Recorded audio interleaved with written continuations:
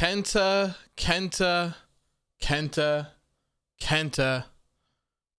has showed up in AEW Dynamite. Holy hell. It is finally happening. The forbidden doors are closed no more. They are closed no more. Everything is open for business. Oh my God, I am so happy. I am so excited. I cannot express to you how excited I am for this. This changes literally everything for me. The last 2 minutes of tonight's AEW Dynamite changes literally everything. I cannot believe it. I cannot believe it. Marcel says some New Japan fans, the door is still not open. It is 100. How would it not be open? How would it not be open? Oh my God. This is so good. This is so good. Like, there's so much going through my mind right now that I don't even know where to begin. I've been telling you guys for weeks. I've been telling everyone. Kenta is going to show up at some point in time. I know it. I know that there is some sort of deal going on between them. I knew it.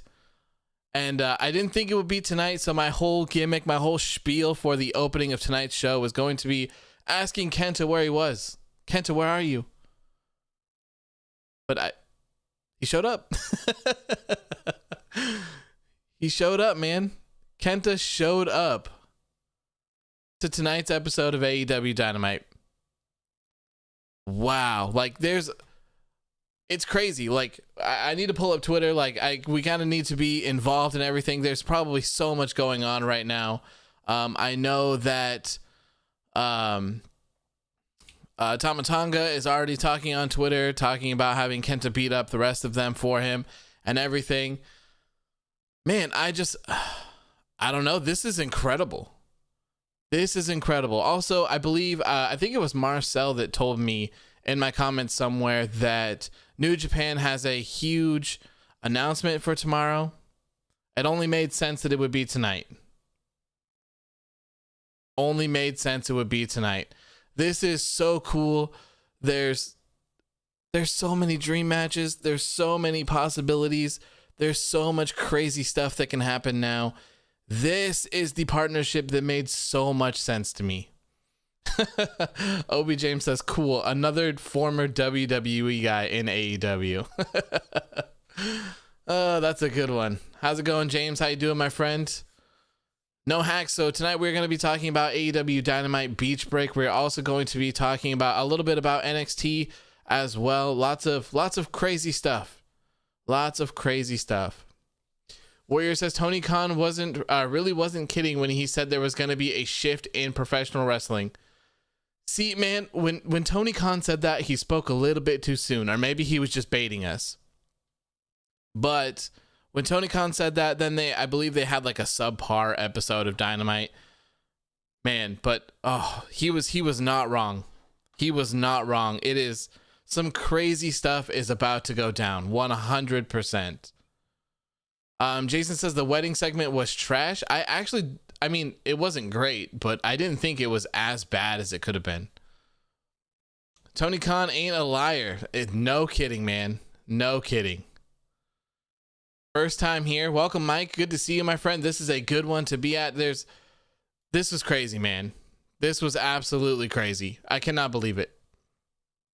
Flash says AEW, New Japan, NWA, and Impact wrestlers we're all in a show tonight. How amazing is this? What a time to be alive. It's crazy. There's a lot going on, man. James says whoever leaves Friday Night Strong with the IWGP United States Heavyweight Championship should take the title with him on next week's Wednesday Night Dynamite. Be interesting to see. I mean, I think Kenta's going to win it for sure. I think it's time to take it off of Moxley with everything that's happened. First time he got sick and they had to strip him of it. This time there was a pandemic and he couldn't go over there and all of that. So I think it's time to put it on Kenta for sure. Christian Phelps says we need a Golden Lovers title for title match. Yes, we do, my friend. Yes, we do. Yes, we do. I completely agree, Marcel. The AEW main event match was incredible. That was a really, really good one. NXT was also very good tonight.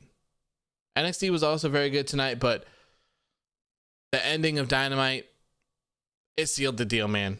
It sealed the deal. I talk about this time and time again, creating that must-see TV moment. This right here is creating must-see TV. Kenta wasn't announced in advance. Sure, Kenta teased it himself. He's been doing it for weeks and weeks and weeks. So everyone kind of, maybe it's not going to happen. Maybe he's just trolling everyone. Maybe he's just trying to get attention. This is how you create must-see TV. Kenta just pops up out of nowhere in the main event of AEW Dynamite. Absolutely incredible.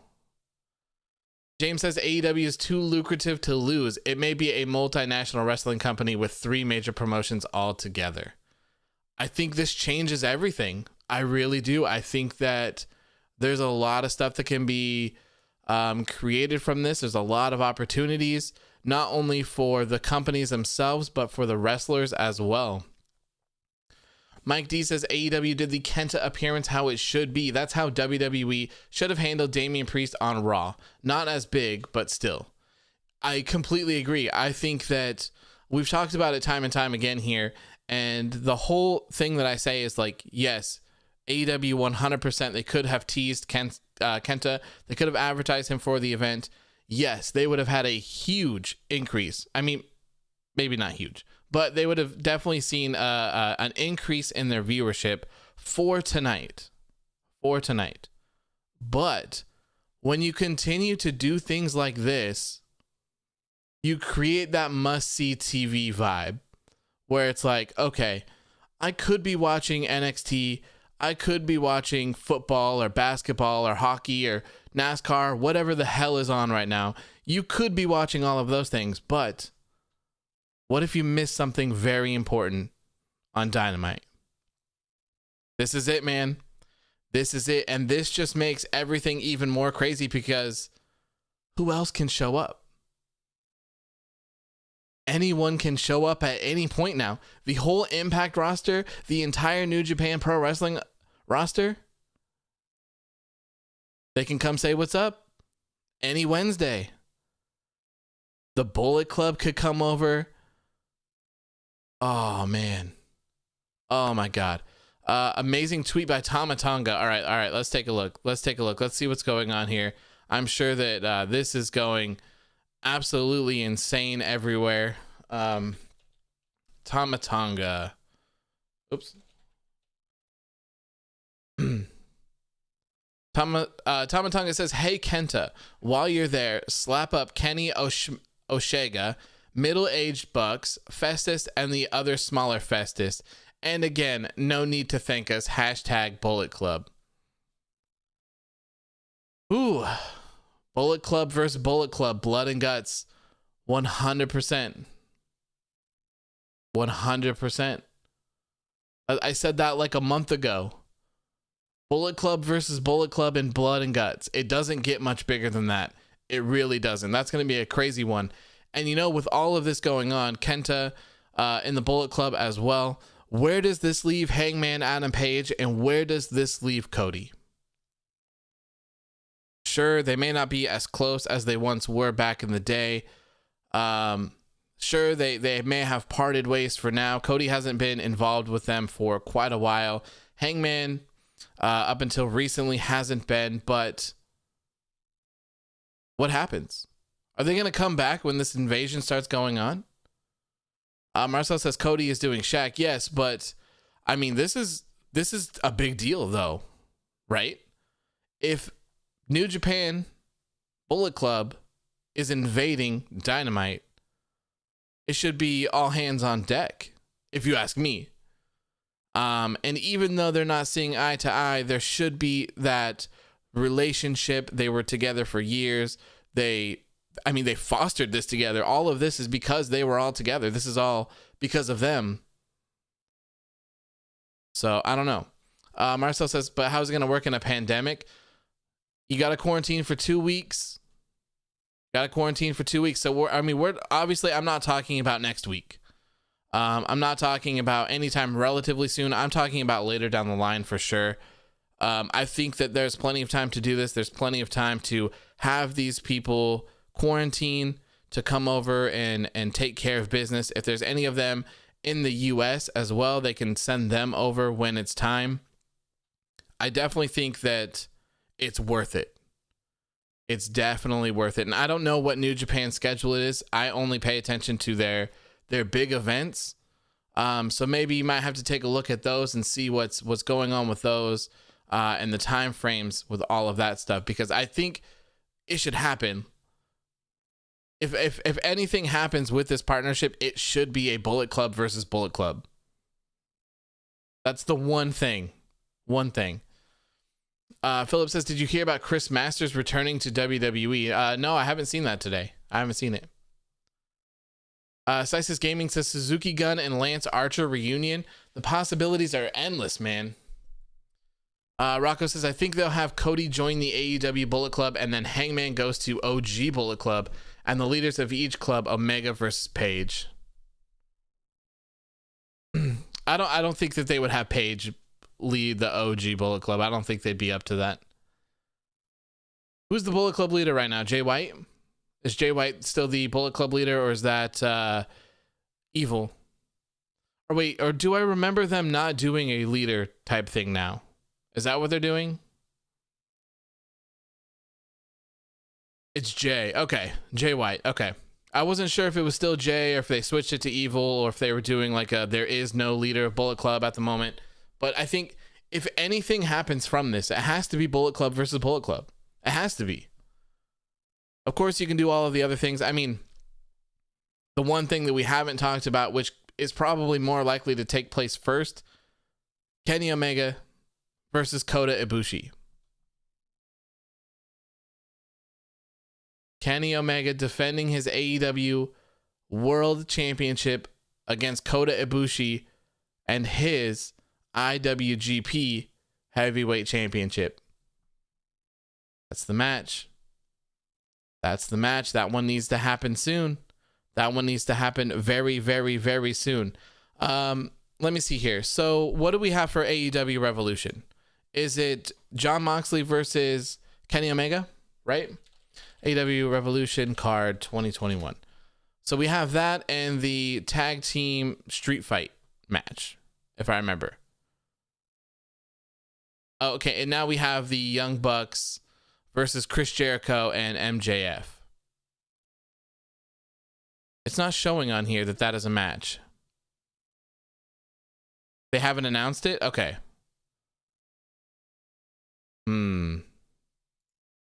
Trying to figure out what... okay, yeah, so those... Kenny Omega and Jon Moxley has not been announced for Revolution yet. It's just Young Bucks versus MJF and Chris Jericho, and Team Taz versus Darby Allin and Sting. Man, I'm just trying to think of what can go down here. I was thinking if the match is if the match is Kenny Omega and Jon Moxley, you have Kota Ibushi show up afterwards. Having Kota Ibushi show up afterwards, I mean, is that too much of the same thing over and over again?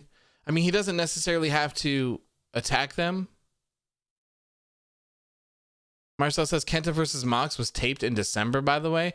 I had heard that it was taped, but they're really just going to run a taped match and not have it. That's kind of crazy.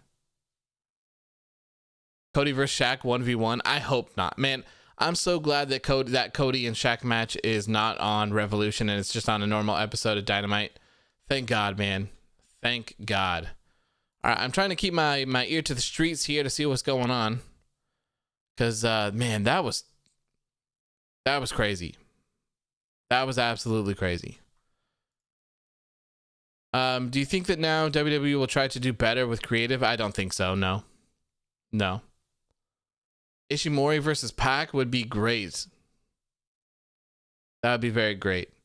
Warrior says it's taped because New Japan Pro Wrestling USA is all pre-taped stuff. Oh, okay. Interesting. I need to tune into New Japan Pro Wrestling USA. I need to watch that. Marcel says, I'm glad that Shaq ain't taking up pay-per-view time. I'm fine with it on TV. Me too. I'm not so mad at it in that case. I hope that this match is just to maybe put some eyes on Jade Cargill and Red Velvet. At this point, I'm not quite sure what else is really going to go down for it. I'm sure that Shaq will bring some eyes to it, but I can't imagine that he'll be doing too much crazy stuff in the match. I mean, he's huge, and he's much older, so I'm not quite sure how that's going to go. The Shaq thing has to be just to make TNT happy. Maybe. I don't know. How would you rate tonight's episode? Says NTZ. I'm not sure, man. I don't really rate things. I don't really rate them. I feel like it'd be too difficult to stay consistent in ratings. Master Flex says, imagine Private Party winning the Impact Tag Team Championships. That would be crazy. That would be very crazy. I thought that the Young Bucks were going to win tonight. And I thought that the Young Bucks would take on the Good Brothers at Revolution. I hope they don't put the belts on Chris Jericho and MJF. That'd be kind of weird. Look up Chris Masters returning to WWE. Chris Masters returning to WWE. Carlito teases reformation of tag team with Chris Masters. The next one is WWE stocks drop. Carlito and Mickie James want Chris Masters back in WWE. So Carlito's just teasing it.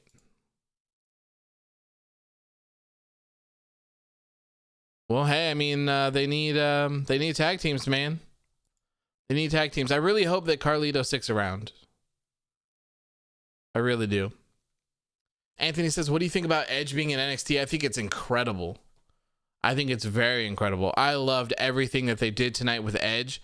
I really wish it wouldn't have been promoted, though. I feel like all of this would have been so much more special had it not been promoted. Edge coming out to confront Balor. I think a couple people had talked about it after the Royal Rumble post show. They talked about it. So Balor and Edge would be crazy, man. Would be absolutely crazy. If Edge can actually hang and do that stuff, oh, yes. I would also imagine that we'll see Edge on Friday as well for SmackDown. I think they're going to tease him a lot in a lot of places, and they might drag this on for quite a bit. Edge and Finn Balor, man, for a WrestleMania match for the NXT Championship. Ooh, that's a good one. That is a good one right there. So I loved all of that stuff right there, and I loved the tease with Karrion Kross as well. There's so much amazing stuff for Edge to do in this company, and he did an interview earlier today, or it was released earlier today, when he was talking about he's going to be there every single week. So he's not going to be a part-time. He's going to be there all the time up until WrestleMania. So we have a lot of Edge in store for us. So I love that. Marcel says AEW outshined the Royal Rumble in terms of memorable moments. I mean, I'd have to agree with you because this is the Forbidden Door. I don't think it gets much bigger than this. This is a very big deal. Impact, New Japan, and AEW all working together. And actually, I guess I should rephrase that because we're not quite sure that Impact and New Japan are working together quite yet. So AEW is working with Impact and AEW is working with New Japan at this time, it appears. So, man, lots of exciting stuff.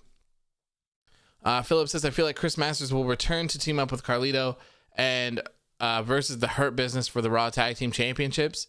Wouldn't be mad at that. We could certainly use some tag teams on Raw and SmackDown. Warrior says, I wish Edge wasn't out after the Backlash match. We would have already had a couple of dream matches already. Yeah, I hope they're stacking him up for Edge right now. I really do. But who knows? I heard that a lot of people are saying that the match that's scheduled to go down is Edge versus Roman Reigns for the Universal Championship at WrestleMania. I don't know how true that is. I'm not sure where that came from or anything. I hope that's not the match. I really hope it's not the match. I mean, as of tonight, my match rankings for Edge is 100% Edge versus Balor for the NXT Championship. That's a big one. That's a big one for me.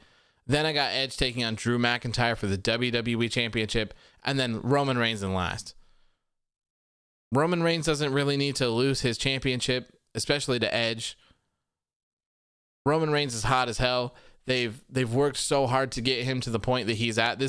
They've always wanted him to be here. This has always been what the whole goal has been. So I can't see them. I mean, it's really hard to see them have him lose the straps at WrestleMania. I don't know, though. We'll see. Rocco says, am I the only one who doesn't like Cross? I just don't really like him. I can't get into his character. You're not the only one that I've heard say that. I feel like there's quite a few people who aren't really interested in carrying Cross. And that's fine. That's fine. Everyone has their own opinions on it. I personally, I like Cross. I like the presentation of Cross very well. I like everything that they do with Scarlett. And I mean, you can just tell how much faith and how much love they put behind this man with his entrance. Like, that is one hell of an entrance right there. It's insane. And I love that even like sometimes when Karrion Kross isn't present, they have Scarlett out there to put out the, what are those things called? The timers, you know, with the sand in them. One of those, just like setting those down and just being creepy as hell and dressed crazy. I really like stuff like that. Rocco says, I'm like almost sure New Japan is working with Impact since Impact sent talent over to Japan and the Good Brothers have a deal to work in Japan. Okay, well, there we go. There we go. Seems like there's lots of cross promotion going on, and I think that will an hourglass. Yes, an hourglass. Thank you, Warrior. Thank you. But yeah, there's barriers are being just absolutely shattered right now. So almost anything can happen at this point, and I think that's incredible. And I think everyone's going to really benefit from this a lot. James says, might have been a wise decision for NXT to mesh two pay-per-view names in one and call it Vengeance Day, probably because St. Valentine's Day Massacre might have been way too long for a takeover name. My thought behind that is that either St. Valentine's Day Massacre is not PG enough for them, or that they don't have the rights to it. That's my take on that. And also kind of seems like a last minute thing. So maybe they were fighting to get it and they just weren't able to get it. So they just went with this one instead. I have no problem with the name. I like it. No problem with it. The match card is absolutely crazy. So we have 3 matches so far for NXT TakeOver Vengeance Day. This is going down on February 14th, which is Valentine's Day. So we have Finn Balor taking on Pete Dunne for the NXT Championship. We also have Io Shirai defending her NXT Women's Championship in a triple threat match against Toni Storm and Mercedes Martinez. Next up, we have Johnny Gargano defending his North American Championship against Kushida, which I think this match is long overdue as well. Hopefully, Kushida walks out with the North American Championship here. I would love to see Kushida have a run at the NA Championship for sure. Takeover on the Botch guy's birthday. Oh, is Matthew's birthday on February 14th? That's funny. Flash says Evil Uno wants Los Ingobernables de Japan, and also I want that. Who doesn't, man? Who doesn't want that? That'd be incredible. There's just, like I was saying, there's endless good things to come from this. So many good things to come from this. It's so hard to figure out what'll be first. Hopefully it is Kenny Omega and Kota Ibushi. AEW tried to trademark Battle for the Belts, something along those lines, I believe, not too long ago. So, man, that'd be good. That'd be really good if it was Kenny Omega versus Kota Ibushi. I mean, I guess it still could be Kenny Omega versus Rich Swann or Kenny Omega versus Moose. I'm not quite sure. I haven't really paid attention to Impact the past couple weeks. But yeah, it's crazy. The possibilities going forward are insane. And I can't wait to see all of these dream matches that people start coming up with and putting together. There's going to be a lot of fun stuff. And I hope that this helps New Japan as well. They've been wanting to try to break into the US market. And I think this is the way to do it. The AEW roster and the New Japan roster, I think, will mesh very, very well. So I can't express enough how excited I am for all of this. What if Bianca goes for the NXT Women's Championship? I mean, that'd be cool. She never got it, right? Bianca never got the NXT Women's Championship, so you could argue that she's going back for the one that got away. She's on SmackDown now, so she'll have plenty of opportunities to go after the SmackDown Women's Championship. You could argue that her time in NXT is done, so she could go there. This would be her like once in a lifetime chance to do so.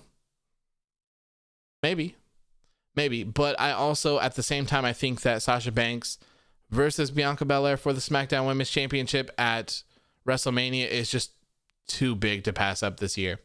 That's a big match. Battle of the Belts, yes, yeah, I can't wait. I hope we get some more information on that soon. Marcel says, I want Orange Cassidy versus Suzuki. That would be an interesting one. Obi James says Carlito will get a title match before Aleister Black. Oh yeah, 100%. 100%. Andre says takeovers normally just have 5 matches. Yeah, so I could see them adding in Karrion Kross and Santos Escobar into that. I'm not quite sure what the other one would be. Or I guess, is the other one going to be the tag team championship match? For the heck of it, Edge just goes for the NXT UK championship. Wow, that'd be very interesting. Where does Ring of Honor fit in all of this? I have no clue. I don't know. I haven't paid attention to any of those shows whatsoever. I have absolutely no idea what's going on with Ring of Honor. I don't know. I don't even know who's wrestling there anymore. I saw that Jay White just re-signed with them, and they released Marty Scurll like 3 weeks ago. But other than that, I have no idea. Andre says no. The 2 finals of the Dusty Cup. Oh, okay, fair enough.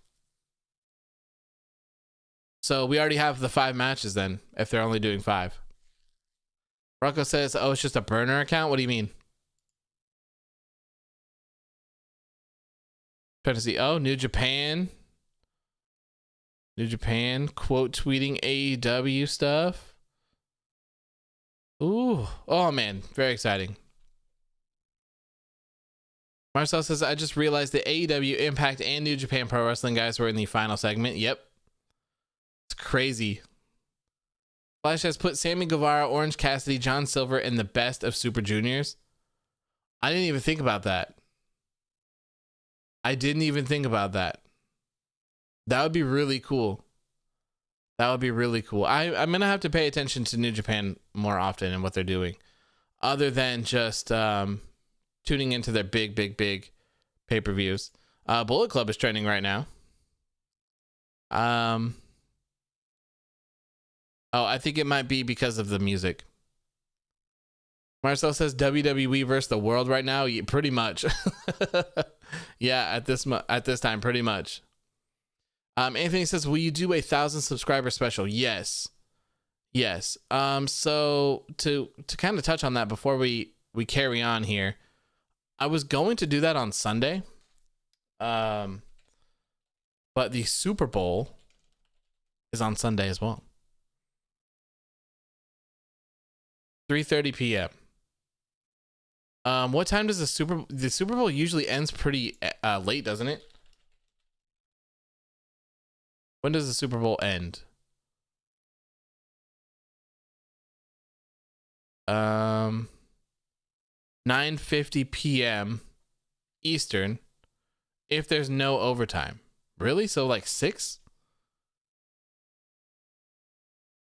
Okay. So the plan is to do the 1,000 subscriber special on Sunday. So maybe we'll still do it. I was going to do it at 7 p.m. Pacific Standard Time. So it seems like the Super Bowl would have ended like right about that time as well. So I want to watch that because I'm rooting for the Bucks. So I think we'll go live right after the Super Bowl around 7 p.m. on Sunday. We'll do the 1,000 subscriber special. It'll be just like kind of a hangout, a Q&A like we did a couple weeks ago for the Sunday show.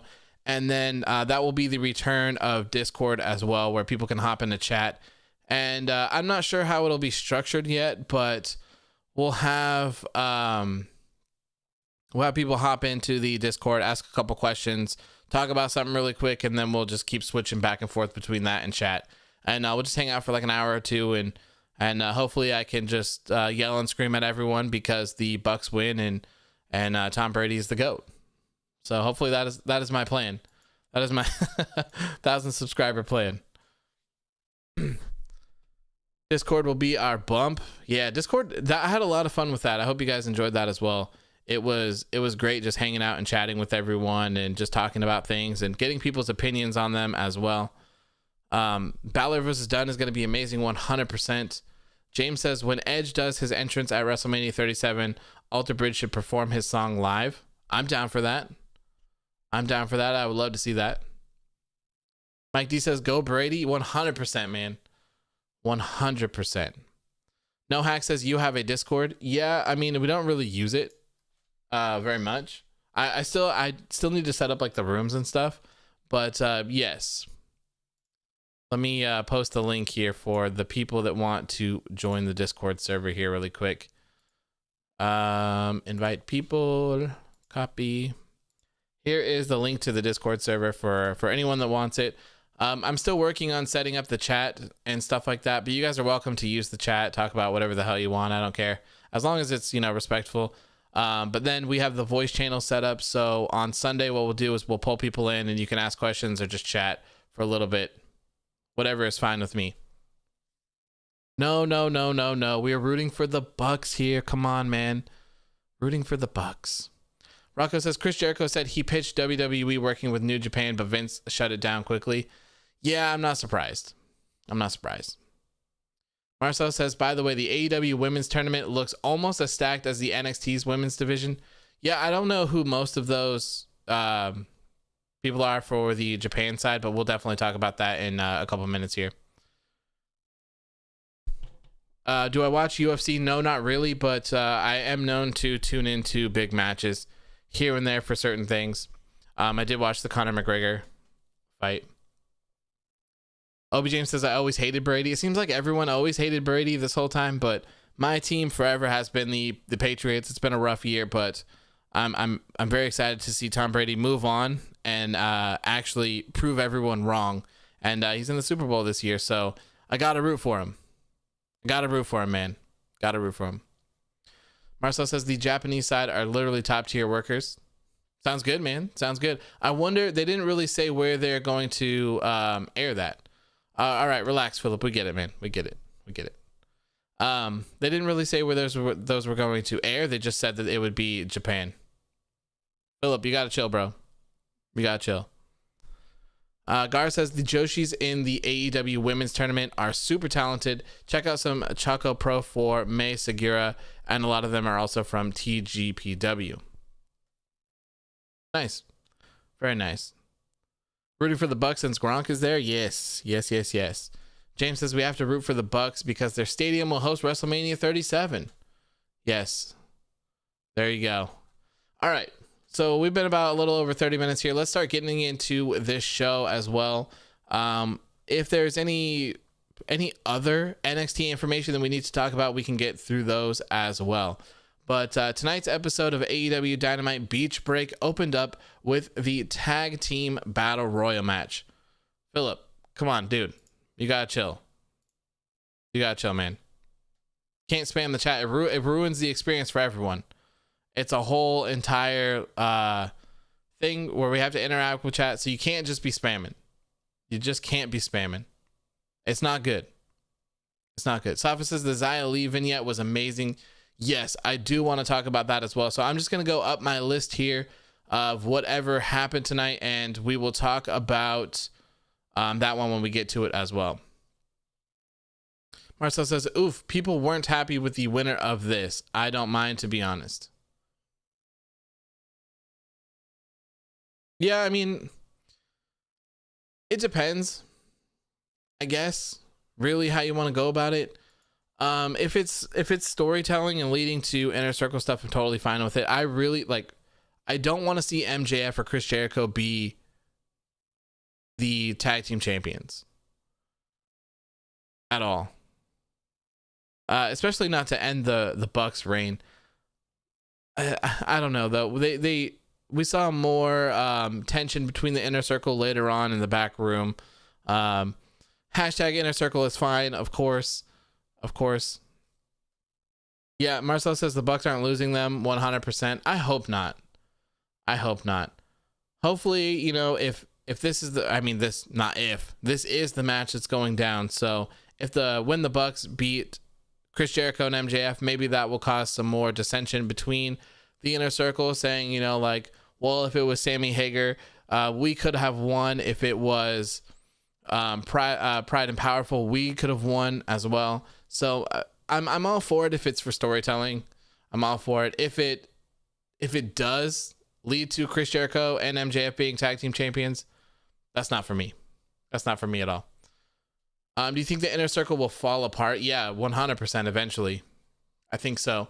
We've talked about it a few times, but you know, there's so many different ways that they could go, and that's what I really have liked about AEW so far, especially recently. All of their storylines are not so linear. Like, there are a ton of different outcomes that we could have for all of these things. You know, originally I was thinking that what could happen is once MJF got inserted into the Inner Circle, he could slowly make them all kind of like lean to his side, and then he could eventually kick out Chris Jericho, and MJF would be the new leader of the Inner Circle. I thought about that being able to happen. Now I'm thinking that, you know, maybe Sammy will break off and just be a huge baby face. Pride and Powerful could also do the same thing. They could break off and become some huge baby faces by beating some of them. So I don't know. There's a lot of things, but I certainly think that the Inner Circle will break up in some sort of fashion. We could also see Sammy. We could see Sammy, Jake, and Pride and Powerful leave. So kind of have a two-way, right? Have two different forms of or variations of the Inner Circle. Marcel says, by the way, a portion of the New Japan Pro Wrestling hardcores are so anti this partnership, it's funny. Oh, great. Carlos says, just heard that Kenta and Kenny Omega could be in a tag match against Mox and Archer in a lights out match next week. That would be interesting. That would be very interesting to see. It was in the post live stream show for AEW. I didn't know they did one.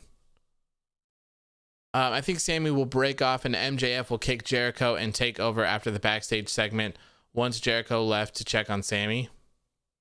Yeah, see, I like that there's so many different variations of stories that could happen within the Inner Circle alone. So if all of this leads to something like that, I'm completely fine with it. I don't have a problem with it. Like I said, I thought that the Bucks were going to win, and I thought that they were going to have the Good Brothers taking on the Bucks for the titles. And I mean, who knows? Maybe Private Party will win the Impact Tag Team Championships. Maybe that will be one of the first titles to change hands in a promotion that is not for, for the championships. That'd be crazy. It'd be absolutely insane to see Private Party as the Impact Tag Team Champions. So who knows? Did you see that Brandon Rogers video where he was training Sammy Guevara? No, I have not seen that. I have not. Carlos says Tony Schiavone live streams after Dynamite every week. You guys should be seeing a little video package of Kenny and Kenta after tonight's show. Interesting. Okay. I'm totally down for that, man. I am totally down for that. I will keep... Oh, it's right here. It's right here. I have it. They just posted it. I wonder if I can... Okay. You know what? I'm going to listen to it. Let me make sure the system is off here. They're chatting, and I'll tell you. So Kenta says he's not Kenny Omega's friend and he's here to beat Jon Moxley, and he just walks away. Kenny says works for me and walks the other way.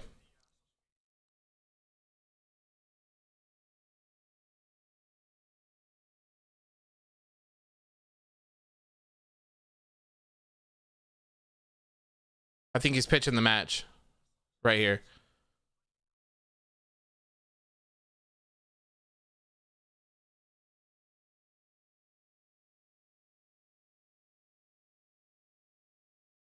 Yep.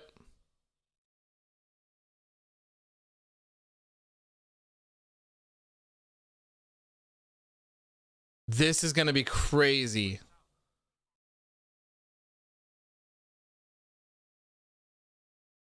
Okay. So Kenny Omega has talked to the social media guy, to Tony Khan. He pitched the match.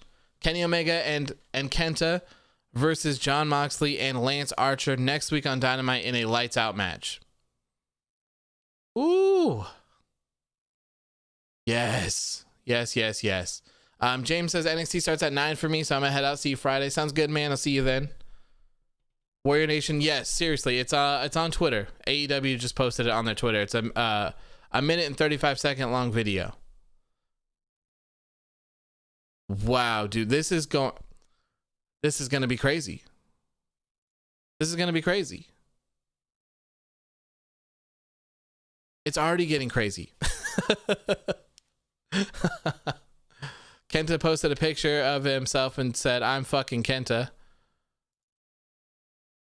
Andre, what's a lights out match? So it's basically, if I remember correctly, it's just unsanctioned. So it doesn't count towards their win loss, and has like essentially nothing to do with the promotion, if I remember correctly. The people that had the lights out match before was Kenny Omega and Jon Moxley as well, and that match was incredible. That was one of my favorites from that. It was absolutely insane. Marcel says Kenta told him to shut the fuck up. Yes, he did. He did, and he just walked away. That was good. Man, this is so exciting. How will NXT respond? I don't know. It's going to be difficult. It's going to be difficult. Safa says, I hope it's not just Kenta that will show up. It probably will for a while. It probably will. I wouldn't expect many other people to show up, especially right now. All of this is going to be a slow burn. We've talked about that every week. All of this stuff is just going to be a very, very, very slow burn here. They can't blow through it too fast. There's a lot of really good things that can happen, and I think that they need to build up to them a little bit longer, make people still kind of doubt that could actually happen, and then pull the trigger just like that. Marcel says, I thought the card for next week looked a little bit weak, but now, holy shit. I thought so too. And they didn't announce very much. They announced, 2 matches? Joey Janela and Darby Allin for the TNT Championship.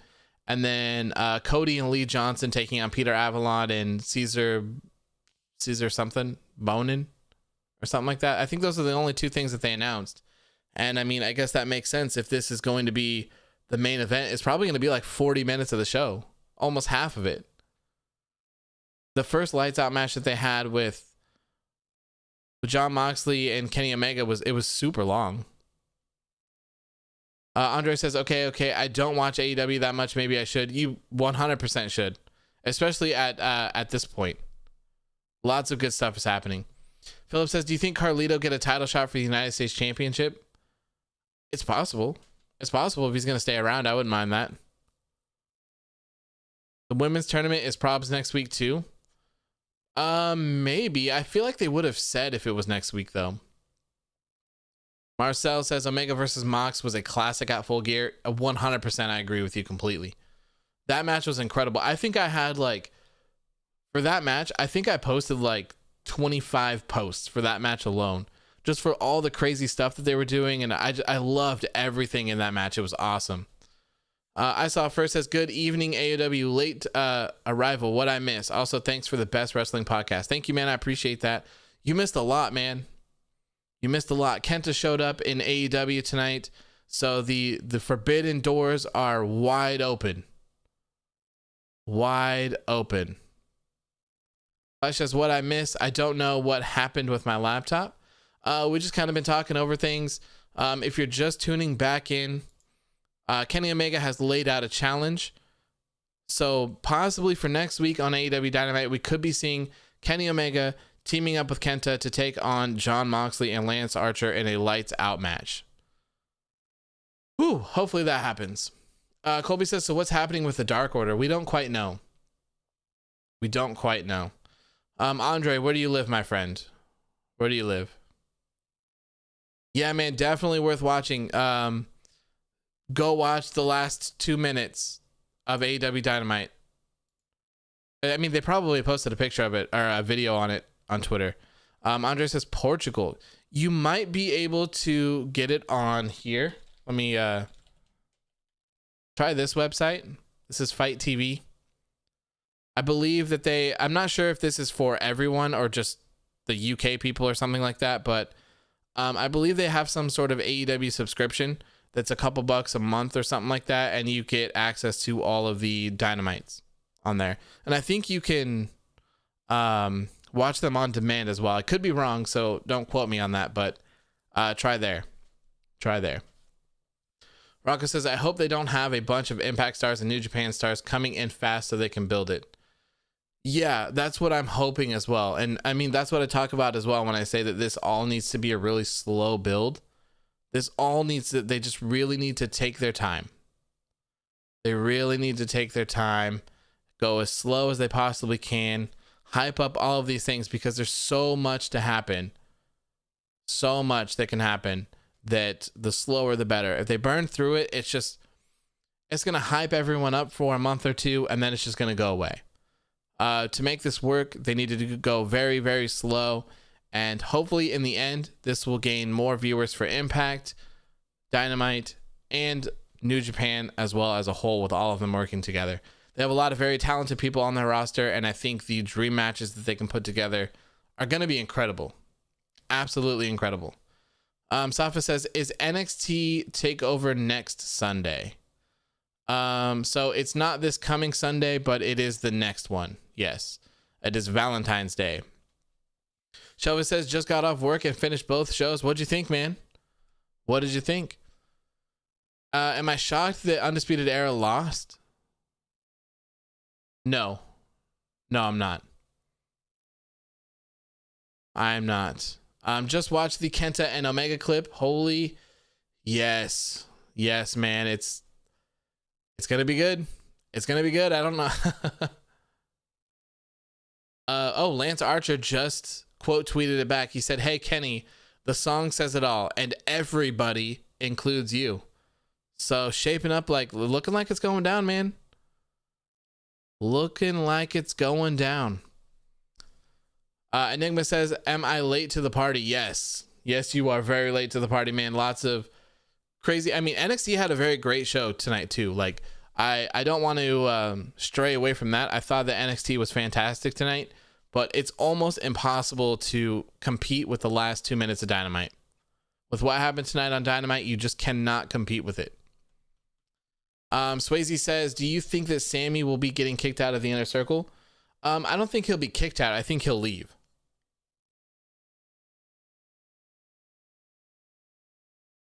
Amazing shows, and holy shit, it's Kenta. I can't believe it, man. Can't believe it. Tamatanga also quote tweeted it and said, shut the fuck up, Kenta, an F and G. Bullet Club loyal. So exciting. All right, let's get back to the show here. Enigma says Tama might not be happy about Kenta showing up on AEW. It's all a work, man. It's all a work if you ask me. All a work. All right, what do we have up next here? So next up, we saw Darby Allin come out to the ring here with Sting. I don't know what this was really supposed to be, but Tony Schiavone ended up announcing that next week on AEW Dynamite, Darby Allin will be defending his TNT Championship against Joey Janela. Very interesting here. I think this has to do with the whole open challenge thing. I'm not quite sure. Someone can correct me if I am wrong here. After that, of course, Team Taz showed up on the Titantron. They said that they were not allowed in the building after what had happened last week, so they have to sit this week out. But they did say that they will probably be front row for Darby Allin's TNT Championship match next week on Dynamite. Sting then grabbed the mic and said that he will be there as well. This will be a one-on-one match between Darby and Joey. They will not interfere in it. He also said that Ricky Starks says that he's not the icon anymore. He is not Sting. He's not a legend, yada, yada, yada, and told him to take a close look in his eyes. So I can't wait to see what they do with Sting. I'm very excited to see how well he's able to perform. I'm very interested in seeing how they construct this street fight here. Like, how cinematic is it going to be? And what sort of bumps is Sting going to and not going to take? That's what I'm very interested in. Is he going to be able to actually hop in the ring on a live episode of the show? I don't know. I think it'll be very interesting though to see. And we still don't quite understand what Sting is here for. A lot of people say he wants one last run. I certainly don't think, especially now. I think a lot of people had talked about it prior to all of this stuff, but especially now that all of this crossover stuff is going. First of all, there was no way in hell that they were going to have Kenny Omega versus Sting. There's no way. No way. And especially now when you have Impact and New Japan Pro Wrestling in the picture as well. There's no way. Sting going after the TNT Championship is certainly something that I think could happen. I definitely think it could happen. I'm not sure if they would give him a run with it. It's really hard to tell what and where this will go because we haven't seen Sting wrestle yet. It's been a lot of the same thing over and over and over again here. I think this is probably like the 8th, 9th week or so that we've kind of just been seeing these promos with them. I don't mind them. I still think that they're very interesting. But it'll just be interesting to see where they go with this. I'm happy to see that Darby Allin is actually defending his TNT Championship as well because he hasn't really done it that much. So that's why I think that this whole thing is very interesting as well, just because I'm trying to figure out what the end goal is.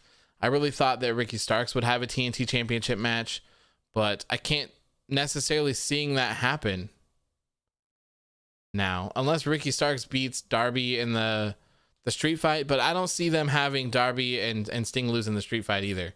So I don't know, just very interesting. Swaybe says, is Kenta in the Bullet Club? I don't really watch New Japan. Yes, he is. Gar says, I'm glad Sting is in a tag match first to give us an idea of how he's in the ring. For sure. I agree. And I'm pretty sure it's going to be some sort of cinematic match as well. It's probably not going to be live. So it'll be very interesting to see what they do with it. And then we'll kind of be able to gauge where Sting is and what he is and isn't able to do. Rocco says, when do you think Hangman dethrones Omega? Probably not for like a year. Honestly, if I were Booker Man, I would probably ride out Kenny Omega's championship reign until 2022. Especially if he's going to be battling other promotions for their championships. We still haven't seen that yet. And I mean, that was like almost a month ago or so when he started talking about that. Maybe not longer ago, or if not longer ago. So I don't know. I would hold it for a really long time. And while we're on that topic, I would go the same for Roman Reigns. I would have him hold it for a very long time as well. The only thing with this Kenny Omega thing here is that if you have him collecting all of these titles, how does he drop them? What happens afterwards? That's my only question. So that'll be, I just don't know how they'll do it. So once again, I think that'll be interesting to see as well. I saw it first as I can see Sting in a general manager's role, not too much as a full-time wrestler. Last few Sting matches were gut-wrenching to watch. So he is listed on the active roster, and he does have a win and loss. He does have a win and loss record. So I mean, and obviously he's gonna have a match, but like I said, we don't know what's gonna happen afterwards. Starks, I reckon Starks will have a title match after Revolution. I could see it. I think Ricky Starks would be a fantastic TNT champion as well. Probably not at the moment, since I think Darby should hold it for quite a while, especially since they hot potatoed it quite a bit. So I would like to see Darby have it for a little bit. And I really don't want to see Starks lose the match either. But it is what it is, I guess. We'll see when we get there. Marcel says Omega is having an incredible run. I agree. I've really enjoyed it. They've done a lot. They've done a lot of stuff with all of this. I couldn't be any happier, to be honest. Wednesday nights is 100% the night to be watching wrestling. Like, nothing else matters. Monday, garbage. Friday, hit or miss. But Wednesday, man. Wednesday is where it's at. 100%. Rocco says, I would honestly like to see Hangman face Omega at like a TV special and lose or draw to add another layer to it. Kind of like how Omega versus Okada went. They could possibly do some sort of storytelling for it. They could. I wouldn't mind seeing something like that happen down the line where Hangman gets a shot and he loses, and it kind of sends him even deeper and even further into his sort of depression or whatever it is that he had going on. I could certainly see something like that. To kind of elevate his character. And I think that when fans come back, I think that they're going to have to work with Hangman a little bit. He was extremely hot for a while there. So if they can get him back there, I think it'd be perfect. Marcel says, WWE fans, SmackDown is the best. It's not. It's really not. And if you took, even when you have a pretty decent episode of SmackDown, if you take Roman Reigns out of it, it's not all that great at all. They sprinkle Roman Reigns in it so much that I think it's able to flow through most of it. Especially last week's episode of SmackDown. And I'm worried for this week's episode of SmackDown as well, because we didn't see AJ Styles on Raw. We didn't see Braun Strowman on Raw. Hopefully they don't show up on SmackDown again. Ugh. Corbin says Archer and Mox versus Omega and Kenta in a lights out match has been announced for AEW. AEW Fallout? What the hell is the AEW Fallout? What? Am I missing something here? Or did you mean to type Dynamite or something? Is that an autocorrect? Let me see. Let me see what's going on here. I don't see any anything else from them other than that video.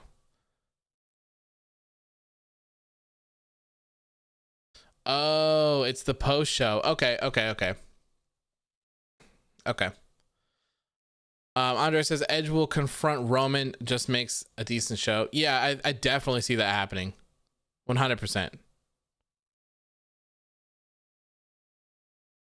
Next week's episode. Okay, I see. Fair enough. Okay. So Fallout as the post show. I mean, that makes sense. That fits pretty well, actually.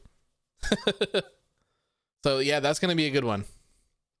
Bianca confronts Sasha as well. I would love to see that. My phone autocorrected post show with Fallout. My bad. No worries. I was just a little confused. I wasn't sure if they were doing like if they announced some sort of another gimmick show or something. So I was like, whoa, holy hell. Flash says, I can't wait to see what Roman will say to Edge. Yeah, it's going to be brutal, probably. Pretty brutal. Next up in matches tonight was Thunder Rosa taking on Dr. Britt Baker, DMD. I waited for this match for quite a long time. I was happy with it. I enjoyed this match. I thought it was pretty good. The ending was interesting as well. So what had happened was Rebel, I believe is her actual name, took off the middle turnbuckle here to reveal the steel behind it. And when Thunder Rosa went to clothesline, I believe, Britt Baker in the corner, she grabbed her and and essentially smashed her face into it, knocked her out. She did her submission finisher with her hands in her mouth, and she lights out though. She was out after the hit to the face, and that was it. So maybe this isn't quite over yet, but I really liked this. I was waiting for this for a while, ever since they announced it. I think it was for New Year's Smash Night 2 or Night 1 that it was supposed to happen, and it got delayed until now. but I was very satisfied with this match. I like it a lot. I like both Britt Baker and Thunder Rosa a lot. I think that one of these women should be the next AEW Women's Champion. And now that I've said that, is Britt Baker... Okay, Britt Baker and Thunder Rosa are both in the tournament as well. Warrior says, I'm surprised Bianca wasn't on Raw to at least imply she was any interest in the Raw title. I think that the reason that they did it is that they wanted her to be on her own brand first. So after seeing her on SmackDown, I definitely think that we could see her show up on Raw 100%. That would be my guess. Marcel says people are saying that Kenta is a one-off. No way. No way. Nick says, hey man, sorry if this is irrelevant, but this dude is harassing my little cousin. In your comment section of the Britt Baker wins post, you could just block him. I'd appreciate it. Just block him, man. Just block him. Don't let people get you down on social media. Who cares what they say? You don't know him. You don't know him. Just block him and carry on, my friend. Warrior Nation says, Roman said it. Nobody watches Raw. There you go. Why would she go down to the red brand when she's got the blue one?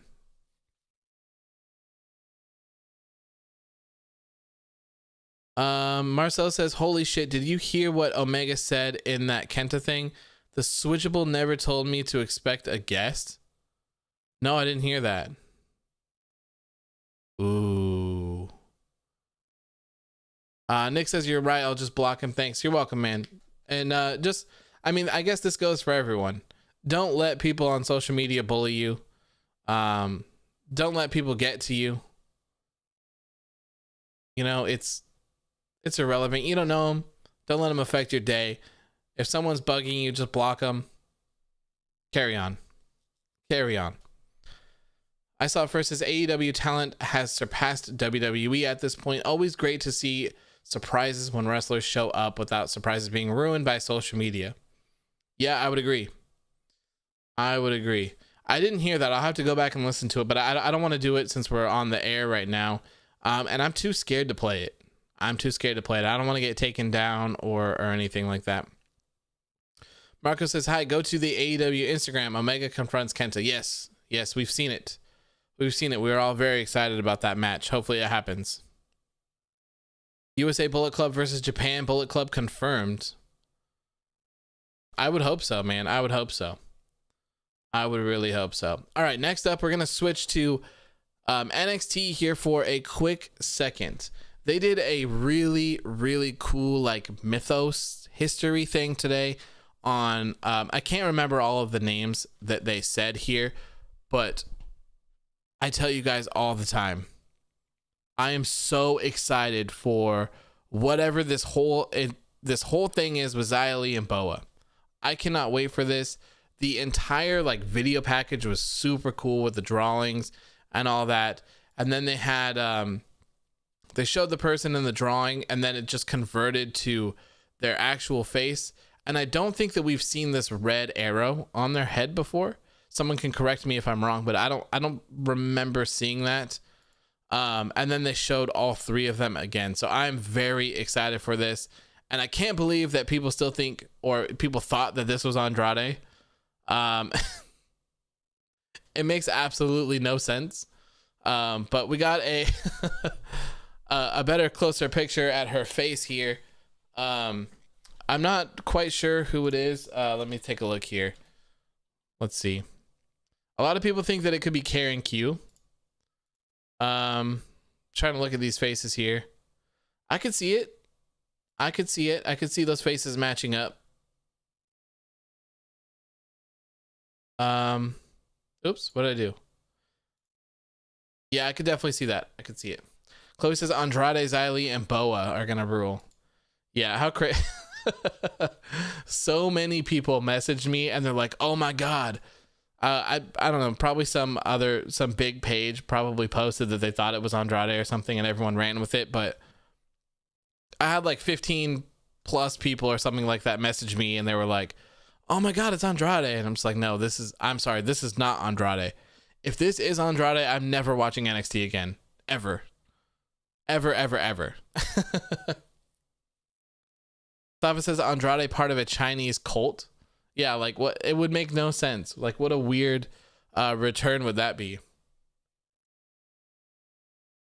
I think it's Karen Q. I think that's her. I think that's who it is. I guess I can pull up a picture for you guys. You guys can be the judge. Let's see here. Let me pull these up. I just gotta save them really quick before I can put them up. Why would they cover up Andrade again when they already removed his mask? Yeah, that's a good point. I wish he still had his mask. I loved that when he would come out with it and take it off. Okay, so let me put these on the screen here, and then you guys can decide. Image.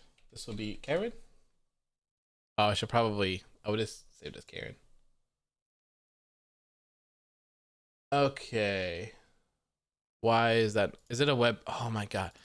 .webp photos are trash. All right. Just so everyone knows. Just so everyone knows. I have no idea what the hell it is, but it causes me problems all the time. All right. So they're trash. Okay. Karen Q. This is Karen Q right here. As you can see, this is her. And this will be thing that no one knows what it is. Okay.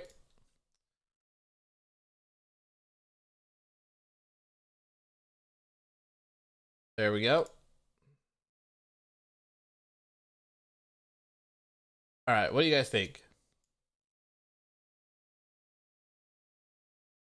Think those are the same people? They look, their heads kind of look similarly shaped. I think it could very well be her. I hope Edge versus Finn Balor at WrestleMania 37. I'd be down for that. Let's call her the leader of whatever the hell you want. Yeah, very similar facial structure here. I could definitely see that being her. Painted Lady. Wow, I wasn't expecting an Avatar reference. I think this is the first time that they've had the arrow on the face, though. Obi James says, you think the head looks different? I think they look pretty similar to me. Let's look at other pictures of Karen Q.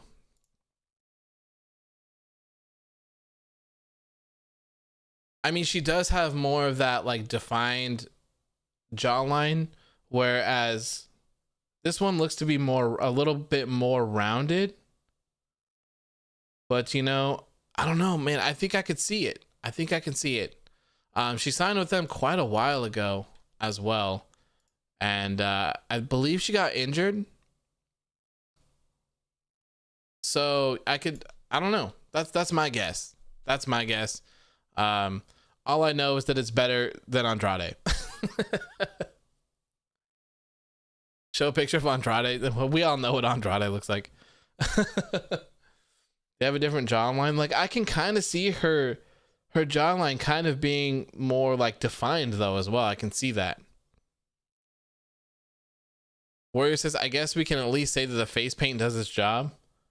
Yeah, and the hair. Yeah, and the hair covers it up pretty nicely. I don't know. I'm not quite sure who else it would be though. Not quite sure. It looks like it to me. That's what I'm rolling with. That is what I'm rolling with.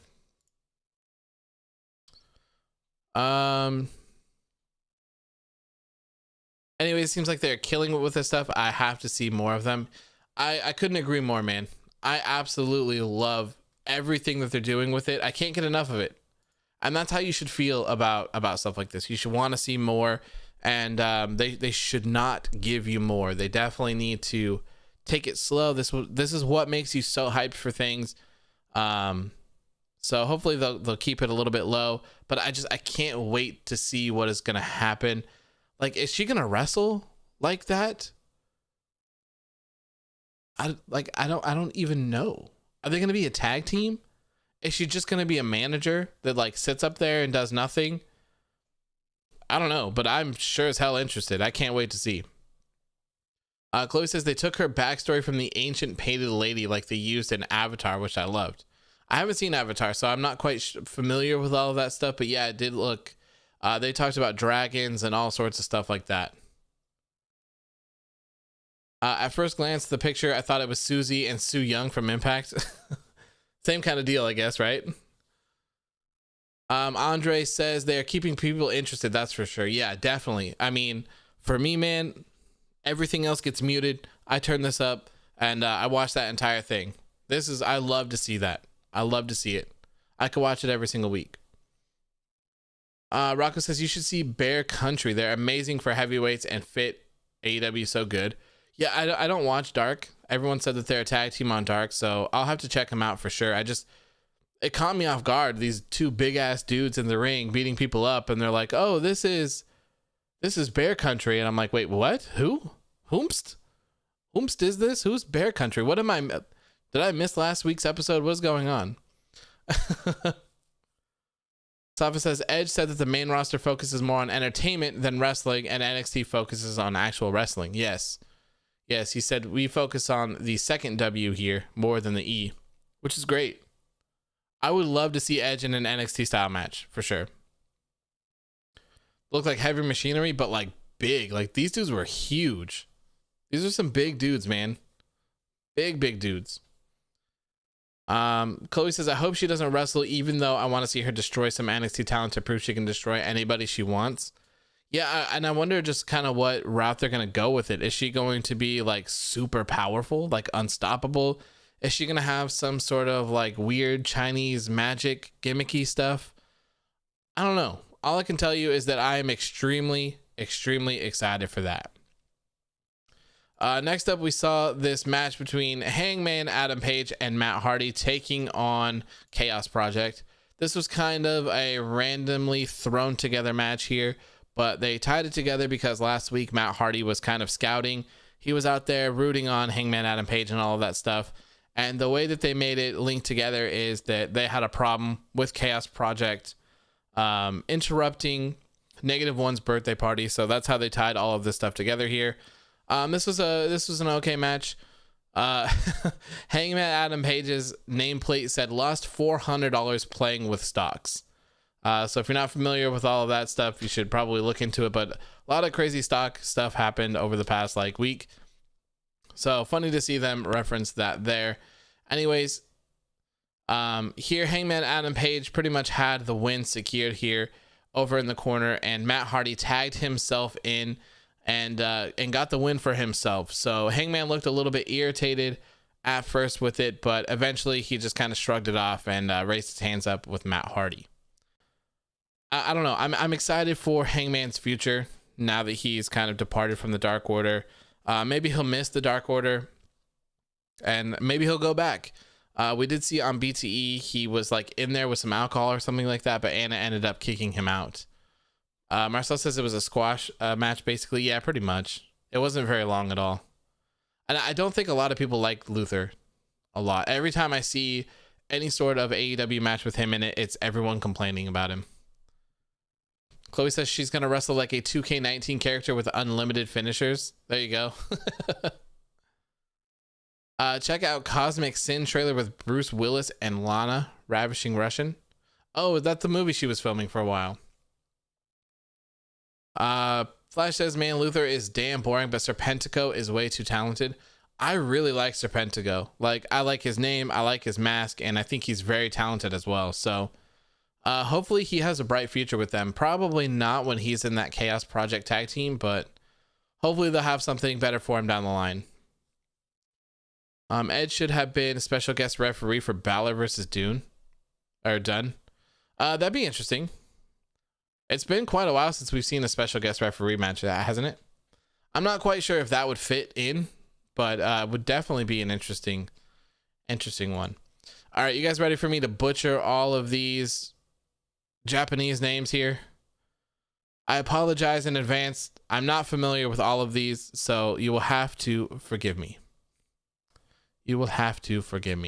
So on the right side of the AEW Women's World Championship Eliminator Tournament, We have, well, I'll name these people, but I believe what they said was all of the people on the right, on the Japanese side, all of these people will be competing in Japan. Now, they did not say what show or when this will happen. That is pretty much all they gave. So here are the 8 competitors for the right side. Aja Kong, Yuka Sakazaki, Veni, maybe, Emi Sakura, Ryo Mizunami, Mai Saruga, Rin Kadokura, Maki Ito. Oh, and Maki Ito. So those are all of those. I'm not familiar with, let's see here. So I'm pretty much only familiar with Aja Kong, Yuka Sakazaki, and Emi Sakura. That's pretty much it. I don't know anything about these other ones, but pretty excited to check them out and take a look and see what they're able to do. Next up on the left side, these ones will probably be taking place on Dynamite.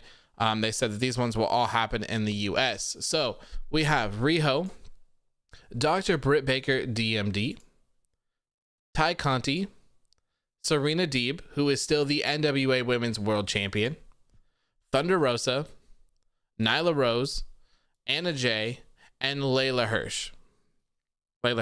I'm a fan of Layla Hirsch, man. She's impressed me a lot. She's a little small, but I'm very impressed with what she's able to do. So it's really cool to see her in this match, or in this eliminator tournament. And I'm also not sure, they didn't give the actual order of these, so I'm not sure if these are actually going to be the matches themselves. Riho and Britt Baker, I'm not sure. For me, like I said earlier, I think that the winner needs to be Britt Baker or Thunder Rosa. Those are my picks. And I wouldn't mind seeing Britt Baker and Thunder Rosa going all the way to the semifinals, and then one of them taking on whoever it is from the other side and then winning it all. That would be perfect. That would be perfect. I obviously don't really see anyone from the other side winning it. On the right side, I just don't see that happening, because it wouldn't really make sense. Or actually, they could win it, because winning it is just for an opportunity at the title. It doesn't mean that they win it. So I guess anyone could win. Flash says, I know maybe she's not going to win, but I'm so happy for Anna Jay. Yeah, man, she's really good. She's really, really good. I'm very impressed with how young she is and how far she's come along. I really enjoy Anna Jay. I do. And that's what I've said. We've talked about it a lot during the AEW post shows, and they have so many women now where they can actually put on good matches. They just never really used them. So it's nice to see them be featured in here, and it seems like a lot of people are really excited for this eliminator tournament here. Marcel says, God, AEW has so much stuff, so much exciting stuff I'm invested in. They do. They have a lot of stuff coming up. A lot of stuff. It's very exciting. Very exciting. I pronounced them right. Oh, that's amazing. I figured I would butcher them. I think Britt Baker is going to win that tournament. I wouldn't be surprised, Chloe. That would be pretty good. Like I said, Britt Baker or Thunder Rosa are my picks. Andre says, speaking of small, can someone explain to me Casey Catanzaro's finisher? Is she supposed to fall with her back or with her feet on her opponent? I believe she's supposed to fall with her back on her opponent, because she's done it twice now and did the same thing. Anthony says, wait, did any forget about my typical daily Aleister Black question? We did not. We've just been waiting, man. There is currently no news on Aleister Black. Unfortunately, there is no news, no updates on Aleister Black whatsoever. He is still just sitting in his dark room, and no one's a knocking at this point. OB James says the winner of the tournament will probably win the title. I would agree with you. I would completely agree with you. And I wish that they would have booked this championship a little bit better. If I remember correctly, the first match was Riho versus Hikaru Shida. I really wish that Shida would have won first instead of Riho. it really seemed like Riho couldn't, or not to put the blame on all of Riho, but it didn't seem like Riho and the others could really, they didn't mesh very well. They didn't have that great of chemistry. So I feel like it would have made a lot more sense to put the title on Shida. And if we were here at this time, with Shida having had the championship the whole entire time and being booked strong and having good matches with the people that she were able to, I think we'd be in a whole different situation. But it really just seemed like Riho and the non-Joshi wrestlers of AEW, it just seemed like they didn't have chemistry. They never really clicked together. That was my problem with all of it. Riho is a ratings draw. Really? Well, she's going to be back soon, so that'll be big. That'll be big. Flash says, by the way, I don't know if you guys discussed it last Monday, but did anyone notice that Drew Gulak is the new butler of Sheamus? I knew that he handed him his luggage or something, didn't he? Something like that. I believe I saw that, but I think he just handed him his luggage. I'm not sure, though. You want to see Penelope Ford go far? I think she has some work to do. Pac versus Kenta match. It might happen, man. It might actually happen. Who knows? Why is everything okay? There we go. It might happen. And speaking of Penelope Ford, it's wedding time. It is wedding time. Safa says, will there be a takeover post show? Yes, there will. So I think I'm going to do the same formula as I did for the Royal Rumble. I think that what we'll probably do is I'll have a takeover video on Saturday with my predictions and just some rhymes and reasons for it. And then we'll have a community takeover prediction show. And then on Sunday, we will have a takeover post show as well. So I think that'll be the standard for pay-per-views, unless there is some sort of, so I'm not quite sure how to do that when AEW comes into the picture, or if there's an NXT pay-per-view on a Saturday as well. I'm not quite sure how to do that just yet. I mean, I guess I could release everything on Friday and do that, and then the post show after SmackDown. I don't know. I'll figure it out. But yeah, I think going forward, all of the pay-per-views that are on Sunday, they'll have a pay-per-view predictions video on Saturday morning. And then Saturday evening, we will have a community post show or community predictions live stream. And it'll be the same thing that we did last time, where we'll bring in Discord so people can be in chat. And then if other people want to join Discord, they can join in and chat with everyone as well. And I'm going to try to prioritize people who haven't chatted yet, so that way people can get in if they haven't, and we can chat. So yeah, that's what I'm thinking. I'm calling it Demon King Finn Balor versus Edge for the NXT title at WrestleMania. That'd be crazy.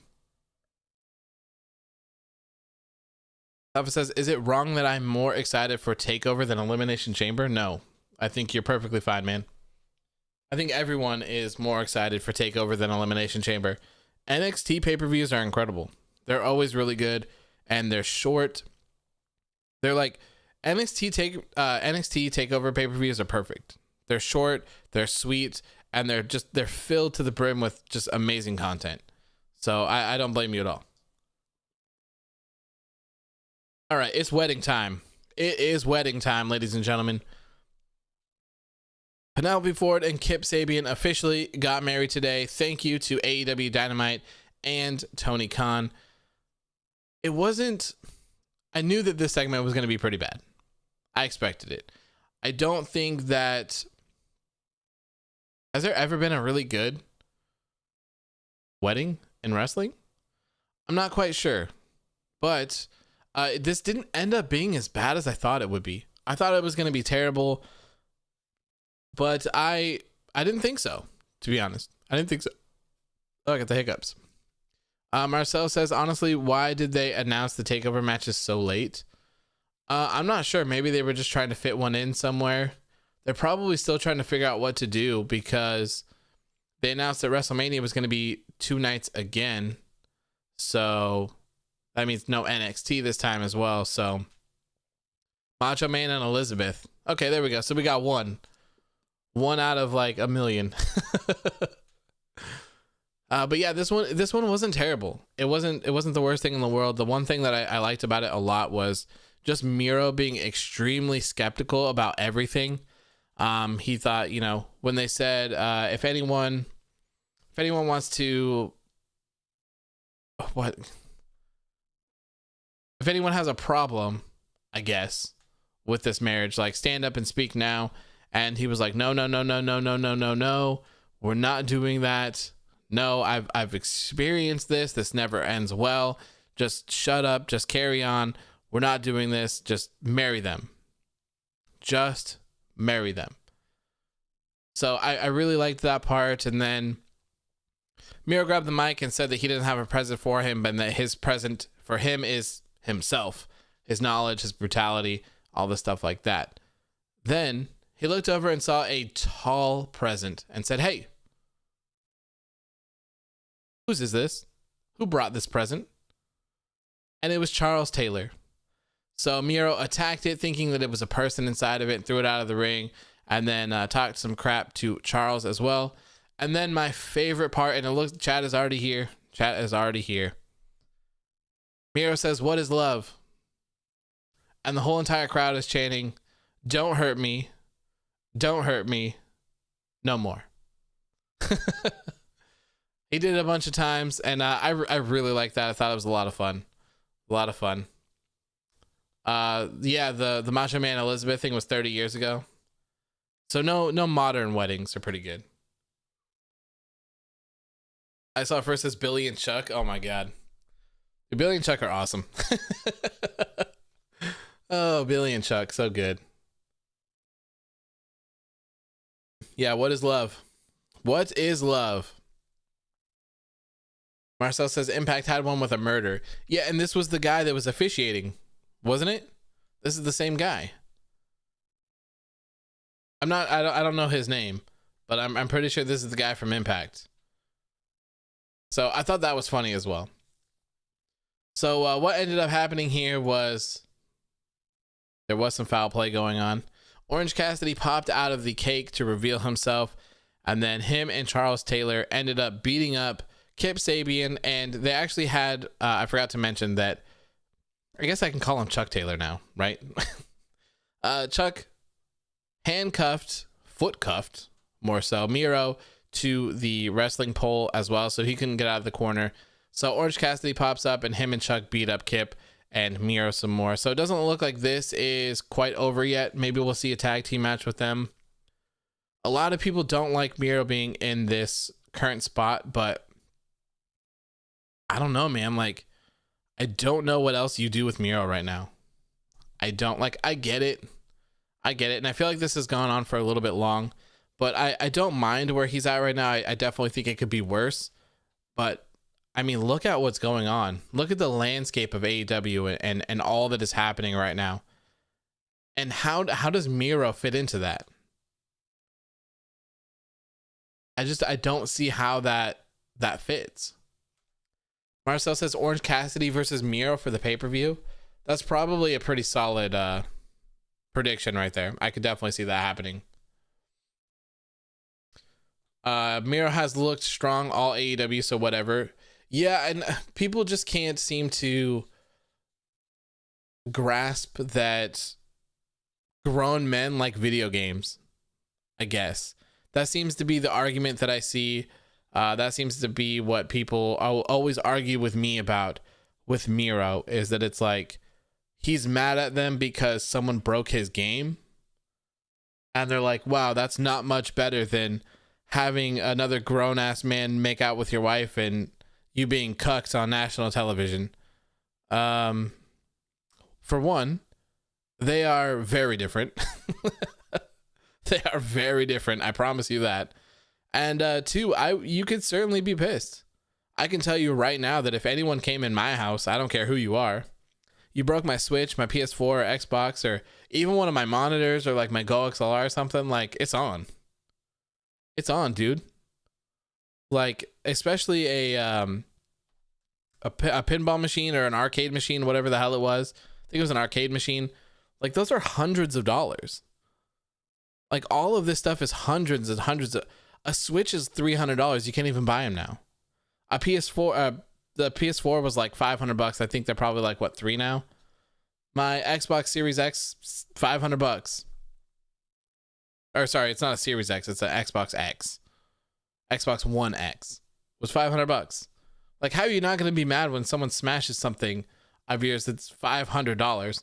Plus, if you have a game in it, those shits are $50 a piece or $60 a piece. They're expensive. So, like, yes, people are going to be mad. People are going to be mad. I don't understand why people don't understand that. Rocco says, the only thing I would do with Miro after this is face Cody and have the storyline be that Cody is a giant killer but can't kill Miro. I could see that. I could see it. I think that they really just kind of need to tie him up and stuff like this. And like Marcel said, he's been booked strong. He hasn't looked weak or anything. So what if he's having fun? So what if he's having fun? He doesn't fit in. He does not fit in with the main event scene right now. He didn't fit in with it before, and he certainly doesn't fit in with it now with Impact involved. And now we're adding in New Japan as well.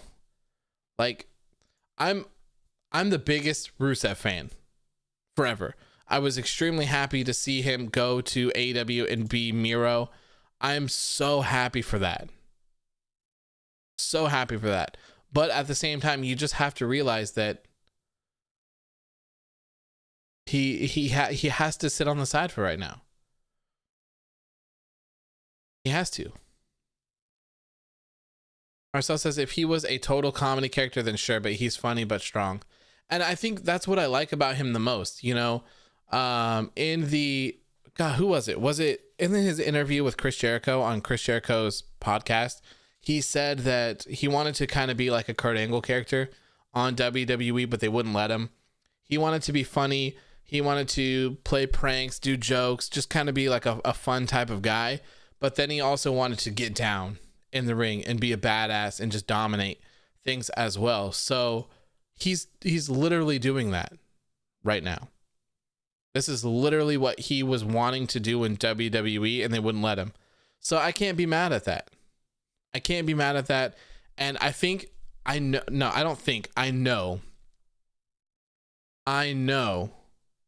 that Miro's time is going to come. I know for a fact that Tony Khan said he loves Miro and that he is world champion. So just give it time. I would certainly expect to see Miro become the AEW world champion. 100%. All right. So next up, we saw that AEW announced the match. Shaq and Jade Cargill versus Cody Rhodes and Red Velvet. This will be taking place on a regular episode of AEW Dynamite on March 3rd. So, an exact month away from now. 30 days. Sorry, 28. Or yep, 30. So, I'm glad that this isn't taking up a spot on Revolution. I guess that's what I'll say. It's hard to give an opinion about something like this for AEW because we're not quite sure how they're going to handle it. I'm not quite sure what Shaq's going to do, if he's going to stay around or what. Like, I literally have no idea. Andre says 69 days from now. I swear they did that last year too for WWE, for WrestleMania. I'm almost positive that it was 69 days as well after the Royal Rumble. Rocco says, being funny is what makes people like people. Take wrestling too serious sometimes and care more about the wrestler's booking than their happiness. Yeah, and actually, you know, I'm kind of glad that you brought that up. So for me, there's a lot of people that I never really got behind, but I've seen them in goofy things. So, you know, I always really liked Breezango a lot, but my fiance and I watched all of those WWE swerves, whatever the hell they're called. And the little cafe prank that they did with Heath and Fandango, were just incredible. Like, I really enjoyed that, and it just made me like them more. And stuff like that, like the ride along with Rusev and Lana, and then Breezango as well, I think were the other ones on that, or at least they were just on the show. And I'm gonna call him Rusev for WWE stuff. So Rusev and Lana were like getting ready to drive out of the building, and Fandango was like, "Hey, I gotta pull you over. You're not wearing a shirt. It's a crime to not wear a shirt and like drive a car." And he was just giving him a bunch of shit. And I thought that was really funny. And Fandango was not wearing a shirt either, so he's like, "You're not wearing a shirt," and stuff like that. And then my fiance watches Total Divas as well, so I saw him on there when he's like butt ass naked, grilling stuff, making fun of Lana, and then he's like in their front yard mowing their lawn in these like little panties and stuff. So it's funny stuff like that that really makes you connect with people and really like them. So I don't mind it when people do things like this, as long as the booking follows. So the complete opposite would be The Miz right now, who looks like a complete idiot at all times.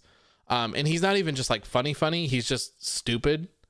And then he loses as well. So that's the complete other end of the spectrum here. Like the literal complete opposite. Miro is just like having fun and being funny, but being a devastating, strong wrestler. So those are the differences there. Ale says, but we don't need to see a documentary of Seth and Mysterio hugging after an intense feud in a documentary after SummerSlam. Did they do that? Marcel says, I watch Miro and Lana going to a chiropractor. It's a full YouTube video. It's so funny. I'll have to check that out. One of the things that I used to love as well, I don't know if they do it anymore, but on the Bella Twins YouTube channel, Daniel Bryan used to do a thing called like Bella Brains, and he would just talk about things, like give them questions that they don't know, and you just have to see them be like completely dumbfounded and have no idea what the answer is, and he just laughs the whole time and makes fun of them and just calls them dumb. Stuff like that. Like a lot of stuff like that I think makes you connect with the wrestlers a lot more, and it's definitely the stuff that's not always on the show that helps connect you to them as well. Andre says, and he will lose against Bad Bunny. Oh yeah, 100%. 100%. Rocco says, exactly, like I love Miz and Morrison segments, but I don't watch the matches since it's going to end up with them being booked dumb. Yeah, it's just not good. Not good at all. So hopefully AEW does this little celebrity stuff a little bit better. Like I said, I always have faith in them. I put my faith in AEW and I put my faith in NXT. I trust them to do things. NXT brought in Pat McAfee. I judged it. I was wrong. And look what happened. That match was incredible. Pat McAfee was incredible. He had a crazy moment as well when he jumped off of the War Games cage and stuff like that. So I trust NXT and AEW. I do not trust Raw or SmackDown with anything like this. Rocco says, I don't know if you know this, but Damian Priest gained 100,000 followers from Bad Bunny giving him a shout out. That's awesome. That's awesome. You're calling him Pat McAfee? Is he Pat McAfee? McAfee? I don't care. Pat, it's MCAFFE, isn't it? So McAfee? Or 10K? Well, I mean, that's a big difference. 100K and 10K is a big difference, but nonetheless, it's good. It's good. I saw first says Shaq has been training with Cody for over 3 months, according to the news. Interesting. I mean, obviously I wish them the best. I don't want to see this segment fail whatsoever. So hopefully they're able to deliver. Hopefully they're able to prove me wrong. I'm not quite sure they'll be able to, but we'll see. We'll see when the time comes. Hopefully they don't screw up Priest. I mean, he's been looking pretty good so far. What do you think is the best celebrity wrestler, says Safa? For me, it's Pat McAfee or Stephen Amell. I loved Stephen Amell, man. I'm a huge fan of Arrow and stuff like that. I'm not quite sure who it would be, though. I'm not quite sure. I would have to like go through and remember all of them because I don't remember all that stuff off the top of my head for sure. Next up, we saw the Lumberjack match here with Lance Archer taking on Eddie Kingston. This was typical AEW chaos here. Not surprised. But Lance Archer ended up getting the win over Eddie Kingston here. I think this is probably the end of their feud, considering that Lance Archer is moving on to other things here.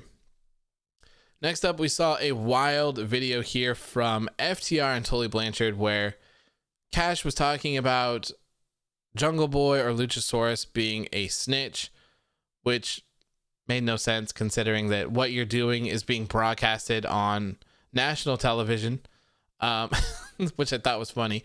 But at the end of it, they just pulled out Marco Stunt, who was handcuffed to a chair. They just like lifted him up and pulled him out like it was nothing. His mouth was duct taped shut, and they were just trying to get him to be quiet. So FTR has kidnapped Marco Stunt. I'm not quite sure. I'm not quite sure where we go from here. It's very interesting. Obviously, there's going to be a Jurassic Express and FTR match, but I'm not quite sure what's going to become of Marco Stunt. Like, is he just going to get free? Or, like, are they going to keep him for more than a week or two? Like, I don't get it. Marcel says FTR are becoming criminals, poaching dinosaurs and stealing. Yeah, pretty much. I mean, yeah, they've become some big criminals. I would imagine that cutting off a dinosaur's horns would be a very big fine, very illegal.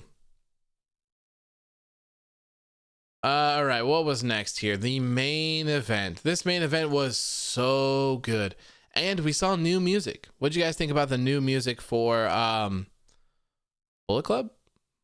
Is that what we're calling them? Is that what we're calling these guys? Bullet Club? Elite Club, Elite Bullet Club? I don't know. But what did you guys think of their new music? Flash says, I'm going to drop it here. See you on Friday, my friend. Have a good night. Thank you for tuning in, Flash. I appreciate it, man. I will see you on Friday. Al says, will we see Kenta have a match in AEW? Yes, we will. Probably next week. Bullet Club to me, that's what I'm thinking. I just call them Bullet Club. The Elite Club, Bullet Club, Bullshit Club. That's my favorite one. I can't remember who said that, but Bullshit Club is hilarious. Safa says, I'm going to head out. No worries, man. We're just wrapping it up here. Thank you so much for tuning in. I appreciate it. Anyways, main event match, Kenny Omega and the Good Brothers taking on Pac, Rey Fenix, and Jon Moxley. Marcel says the last 20 minutes of Dynamite was legendary. Yeah, it was really good. It was really good. I liked the new music from the Elite Bullet Club. That was great. Seeing them all come out together. Hearing the Death Triangle music, having them come out, and they came out from the side of the building as well, like a la Jon Moxley, the same fashion that he did. He followed. They bumped hands and walked down. That was a really cool visual. I think that was a lot of fun to see. Marcel says Rey Fenix was insane. He is, dude. Rey Fenix is crazy. He's crazy. I saw first says David Arquette. He is the only actor who actually turned wrestler. Arquette wrestling documentary was great.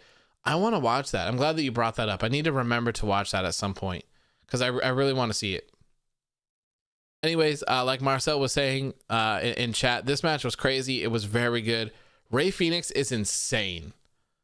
Absolutely insane. Like when he did that dive or flip out of the ring, he went from like 0 to 100 so fast. He booked it. He flew almost over the barricade once again. That man just picked up tons of steam from that. It was crazy. This match was super good though. I think everyone would know that though, just looking at it. Warrior says Rey was on another level tonight. Yeah, like he's delivered so well lately. Like he's just gone above and beyond. He really has. I hope Rocco says I hope they give Lucha Bros a title shot or even one of them getting a singles run. So since you mentioned it, we're supposed to be getting trios titles this year at some point. Tony Khan pretty much like confirmed it. Like from what I recall, he pretty much flat out said like they're coming. We're just waiting for the right time, pretty much. So I think that Death Triangle is going to be the first ones to get it. Pac, Penta, and Rey Fenix. I think that they would be incredible ones to win the trios titles first. And I think it would change a lot for the shows as well. There's so many stables, trios, and factions, whatever you want to call these people. There's so many of them that you could have. It's literally insane. Like, it's how stacked their trios roster could be. It's insane. So I'm really looking forward to that. Jai says Wednesdays are blessing in disguise for pro wrestling fans. They really are. They really are. Gar says Phoenix is probably the smoothest luchador high flyer I've ever seen. He's good, man. He's really good. What is my favorite WWE 24 documentary? I'm not sure. I haven't seen that many. I don't even remember the ones that I have seen, to be honest with you. Do I watch Lucha Underground? No, I've watched a couple episodes of it. I like the theme and the idea and the story behind it, but I don't like them and what they did with people. So I never really watched it. I've thought about going through and watching them, though, because I think it'd be interesting, but I don't know. Gar says, I didn't realize how big of a dude Moxley was till he stood next to Pac and Phoenix and up against Gallows. Yeah, he's a pretty big man. Pretty big man. I'll never forget when he showed back up on Raw and looked like that. People went crazy. That was one of my most liked Instagram photos for a very long time. For a very long time. Anyways, like we were talking about, this match was incredible. It was fantastic. This is what we tune in to watch. This changed everything tonight. This changed absolutely everything. This made the show incredible. And of course, Kenny Omega and the Good Brothers picked up the win against Rey Fenix, Pac, and Jon Moxley. And then the big ending. The big ending. Kenta finally showed up in AEW to hashtag beat up Jon Moxley. This is so exciting. This is so exciting. I cannot wait to see what the future holds for Impact, AEW, and New Japan Pro Wrestling. This is the shift in professional wrestling that Tony Khan mentioned, 2 months ago now? 3 months ago now at this point? We all kind of felt like what he was talking about was complete bullshit when he announced it, because the show was pretty good, but to say a shift in power in professional wrestling is a very, very big statement. And if you say something like that, you really got to back it up. They did not back it up. That night, the Impact partnership kind of made me change my mind. It really made me change my mind. I was like, okay, I see what they're doing. They are changing. They are shifting the power of professional wrestling. And now, I think it's complete. I think it's complete. Tony Khan was probably laughing that whole time. He knew what was coming. He knew that they were probably working out something with Impact and New Japan. And he was like, ha ha ha. Like, I'm going to tease them. I'm going to throw this out at them and then come back to it later and be like, look, I told you. I told you. And he was right. He backed it up completely. We are in an amazing space right now. Professional wrestling is in an amazing place right now. It really is. There's so much going on right now with Impact, New Japan, and AEW that I'm just so excited for the future. Carlos says, you think Kenta will say anything about beating up Moxley backstage? So we saw that AEW posted a video to Twitter and I think Instagram, probably all their socials as well. But Kenny Omega ended up walking up to Kenta, and Kenta pretty much said, fuck you, I'm not your friend. And as Kenny was walking off, he said to the cameraman, he said, look, Tony, I'll try to smooth things over here with my friend Kenta. So how about you make this match for next week?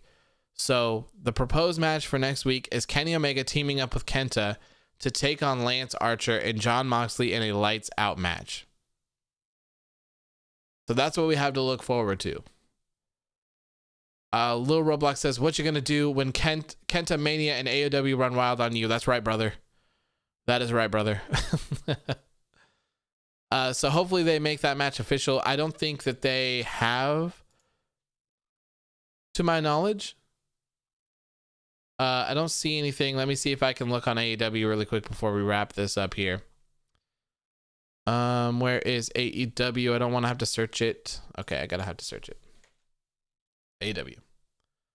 See if they posted anything else here. That was crazy. Thanks for tuning to AEW Dynamite. Listen tomorrow morning for an episode of Unrestricted with Scorpio Sky. That should be interesting to listen to. Valentine's Day thing, a Shaq thing here. Hidden in plain sight, Kenta laid out Jon Moxley. Okay, so they have not touched on that at all. So hopefully we'll see them announce that somewhat soon. I definitely think it's going to happen though. I don't see them teasing something like that and not actually doing it. Marcel says it's great everywhere but WWE. Yeah, I mean, I would make some arguments to say that NXT is, if you want to include NXT in that. NXT is pretty good. NXT is always very good as well. It's just unfortunate that these two shows are competing with each other. So a lot of us can't just sit back and enjoy both of them. We have to we either have to watch them both at the same time, which we kind of suffer from because we miss things from both shows, or we have to pick one over the other. So it's a real shame. Real shame. But also like WWE pay-per-views, I was very satisfied with Royal Rumble. Very satisfied. But the next day, come Monday, 24 hours later, the show was absolute garbage. Absolute garbage. But NXT doesn't feel must-see. Yeah, I guess I would agree with that. Edge coming back to it does kind of make it a little more interesting. However, if they wouldn't have announced him, I think that would have changed that much more. Tonight, AEW got very must-see from this. There's a lot to Kenta showing up on Dynamite tonight. So, and we've talked about this a lot. I saw first as if you have some time, watch Chikara Wrestling, the match between the Young Bucks and the Colony 5-star match. Yeah, I'm gonna have to check that out. Al says, I think AEW is the only company to even partner with so many companies at once. New NWA, TGPW, Impact, New Japan, and Stardom. It's crazy. Rocco says the Trios division, Jurassic Express, Death Triangle, Team Taz, Dark Order, Inner Circle, Best Friends, The Elite, Hardy Party, Eddie Kingston, Butcher, Blade, SCU. The division is stacked. Yeah. And you could do like multiples of the Inner Circle and multiple of the Dark Order as well, because they're big stables. Andre says they announced it because of the viewership. Yeah, but like I said earlier, you can continue to announce things all you want, right? So here's what you get. If you announce something in advance, you're looking to increase your ratings, right? For that show. You will do that for that show. So announcing Edge for NXT, I'm sure got some more viewers. I would expect their viewership to be up this week for sure. But what you're also doing is you're creating an environment where you're telling people exactly what's going on. So NXT is not must see unless you tell me otherwise. So if anything really important is happening on NXT, I can count on you to tell me. That's where I'm getting at. Right? So they announced Edge for Raw, his entrance into the Royal Rumble. I think it would have been much better just to have Edge come out first in the Royal Rumble. That would have been crazy. So stuff like that. If they would have advertised Kenta ahead of this, it wouldn't have been that great. And the whole reason, it's not just Kenta that makes this exciting. Kenta is tied to New Japan, so that it makes the hype a lot bigger around this, because the possibilities of people showing up now are endless. And this is how you create must-see TV. Any Wednesday night Dynamite, anyone can show up. Anyone. Jay White can show up. The entire Bullet Club can show up. Kota Ibushi can show up. Suzuki can show up. It's insane. Absolutely insane. I saw first says, good night, my brothers. Thanks again for a great night. Hit that like button. Thank you, man. I really appreciate it. Like I said, we're about to wrap things up here. We're creeping up on 2 hours here. Who's all in the actual Bullet Club? There's quite a few people in Bullet Club right now. I don't know them off the top. Gar says, I feel like someone has more of a surprise than what makes you want to tune in the next week. So see what's going to happen next. Who may show up instead of it just being announced? Correct. Exactly. It's all about creating that environment of people feeling like they're going to miss out. It's that whole fear of missing out thing. You know? You have no idea. But for Raw and SmackDown and even NXT for the most part, they always tell you. They always tell you if something big is going to happen. No one just randomly shows up. No one just randomly returns. Even for Damian Priest's debut on Raw, they showed him in a backstage segment before his entrance. Why? Why would they do that? His entrance would have been so much cooler. I mean, it was still a really cool thing overall, but it would have been so much cooler had he just come out then. Because we all saw him backstage with Bad Bunny, so we all knew what was happening. I complain about that stuff a lot because it doesn't make sense at all. It's so frustrating to see stuff like that. So I don't know. AEW did a fantastic job. You guys want me to name everyone that's in Bullet Club? All right. They leaked Carlito, for God's sake. Yeah, I mean, there's a huge difference between things leaking though.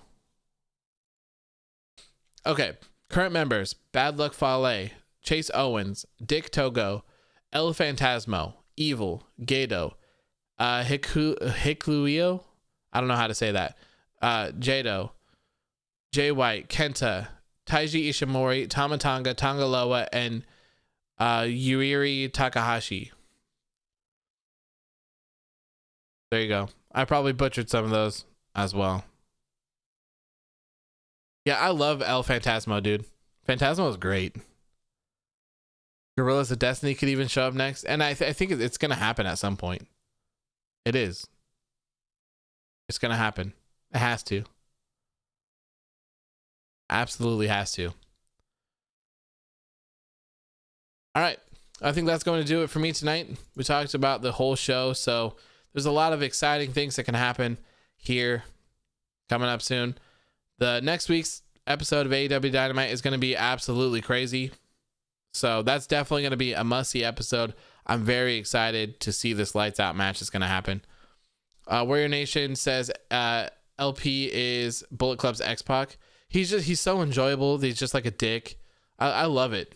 I love it. I saw, what was it? I think I saw, it was either a clip or just a picture that someone posted that they did some sort of Royal Rumble thing or something in New Japan, and El Phantasmo was like completely out of the ring, laying down, but had his feet on the apron, and he was trying to argue that he was still in the match, that he didn't get eliminated because both of his feet didn't touch the floor, and they were like, "You're out." Andre says the negative part of social media is that you almost always know what's going to happen. I mean, yeah, but some things stay a secret. I don't think Edge returning to the Royal Rumble was leaked, was it? I mean, I know that most of us knew because it was obvious. We quit the podcast and went dark. Like, it's very obvious what was going to happen. You can deny it all you want, but I don't think that really leaked beyond people just not being dumb. Kenta, this certainly didn't get leaked, at least not to me. I didn't see anyone talk about it. So, things can still happen. Things can still be hidden. The Hardy Boys, I think most people knew about that, but I don't know. I'm sure there's tons of examples of people who have been well hidden, from things. But yeah, that is true, that social media at the same time, it's a give and take for sure, but not everything gets leaked. So Warrior Nation says Christian was a complete surprise. They somehow managed to keep that under wraps. Yeah, so apparently he secretly got cleared backstage, and only a couple people knew. There wasn't very many people that knew. So yeah, that was a secret. I think that Carlito kind of got leaked, but I think Carlito was also one of the ones where it just was naturally that has to happen because it makes sense. Where it's they advertised him for Legends Night, but he said, no, I'm not going to show up for something for 10 seconds. So obviously the Royal Rumble seemed like a shoe-in for him. Escobar and Karrion Kross should be a good one for sure. Rocco says that we're living in a social media takeover, so you're going to see from someone posting on Insta that Edge is on NXT and switch the channel and see it. Exactly. And that's the whole thing. Like, you don't have to announce these things.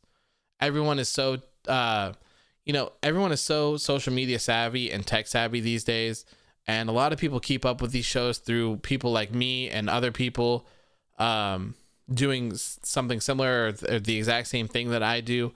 So you're not in that era of like, everyone's just sitting at home and you have to like go up and call someone on your landline and call them and be like, hey, Edge is on NXT. It's like, you'll see this instantly on Twitter, Instagram, Facebook, like whatever it is you're on, you're going to see it. So there's no need to announce this kind of stuff. You'll be put onto it within a couple minutes. And even if you missed it, they post them on their socials, you know? Rocco says, do you think NXT will have a huge bump in ratings due to it going over 5 minutes? Don't they go over 5 minutes every time, though? I think they always go over. But I think NXT will have a bump, period, from Edge being on it. I think it'll be a slight bump. These shows might be close tonight. These shows might be pretty close tonight. We'll see, though. We'll see tomorrow. I don't think there's anything holding back the ratings, so they should be out around 1 p.m. Warrior says, I hope Edge and Christian have one last run as a tag team. Edge and Christian versus the Usos in a match. That'd be great, man. That would be great. Christian, I think they're trying to figure out what to do with him. I think he might come back, though. I think he might come back. Carlos says, I just see your post on Monday Night Raw. I don't feel like I need to waste time. Thank you for posting. You're welcome, man. I do God's work for everyone on Monday. It's terrible. It's a blessing and a curse. It really is. It really is. That you either have to come to terms that things are going to be spoiled for you, or just not be online. I mean, it could be anything too. Like, we all knew the ending to Star Wars. It was literally everywhere you went, you know, comments for everything, even if it wasn't Star Wars related. You know, it could be like about cooking some chili or something, and it's like, hey, this is how Star Wars ended. So you got to be careful. You got to be careful. Anyways, that is going to do it for me tonight. That is, we're just over 2 hours here. Thank you all for tuning in. Let's see here. What do we got? So we got Friday. We got Friday Night SmackDown. That will be the typical one. And then the plan is to go live on Sunday, probably sometime around when the Super Bowl ends, around 7 p.m. Pacific Standard Time. That would be 10 p.m. Eastern, just like I always do for all of these shows. And if that changes, I'll let you guys know for sure. That's going to be the Discord one with everyone chatting and just hanging out for the night. So thank you guys for tuning in. I really appreciate it. And I will see you guys all on Friday for the SmackDown post show. Have a good rest of your night. Peace.